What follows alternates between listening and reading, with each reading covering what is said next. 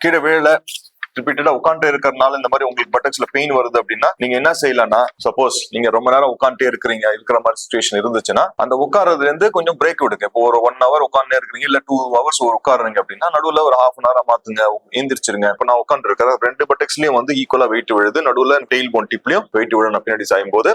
இப்போ ஒரு கால் மேல ஒரு கால் ஒரு கழிச்சு போட்டு உட்காரும் போது ஒரு பட்டக்ஸ்லயோ இல்ல இந்த பக்கம் ஒரு கழிச்சு உட்காரும் போது இந்த ஒரு பட்டக்ஸ்லயும் இப்படி பைபாஸ் பண்ணிக்கலாம். அதாவது அக்யூட்டா பெயின் இருந்துட்டு இருக்குது அப்படின்ற மெத்தட்ல. இப்போ இது மேல போனோம்னா நம்ம ஒரு காக்சிஸ் பில்லோன்னு இருக்கும். காக்சிஸ் பில்லோன்னா ஒரு டோனட் பில்லோ மாதிரி ஒரு வட்டமா இருக்கிறது. நம்ம எதுவுமே கிடைக்கலன்னா ஒரு டவல் சுத்திட்டு உட்காந்துட்டோம்னா அந்த டெயில் டிப் படுற பகுதி அந்த நம்ம உட்கார சேர் பகுதியில படாத மாதிரி நம்ம பாத்துக்கிட்டோம்னா அதுவே வந்து நமக்கு ஒரு ரிலீஃப் கொடுக்கக்கூடிய சான்சஸ் இருக்கு. டாக்டர்ஸும் அதுதான் அட்வைஸ் பண்ணுவோம் போனோம்னா. சோ அந்த பில்லோ யூஸ் பண்ண சொல்லுவோம். நிறைய மக்கள் வந்து அதுக்கு எல்லா இடத்துலயும் அது கேரி பண்ணி போற மாதிரி இருக்கிறதுனால கொஞ்சம் அவாய்ட் பண்ணுவாங்க. ஆபீஸ்ல ஒர்க் பண்ணிட்டு இருக்கிறவங்க ஒரே இடத்துல தான் உட்கார போறாங்கன்னா கண்டிப்பா அதை யூஸ் பண்றது பெட்டரா இருக்கும்.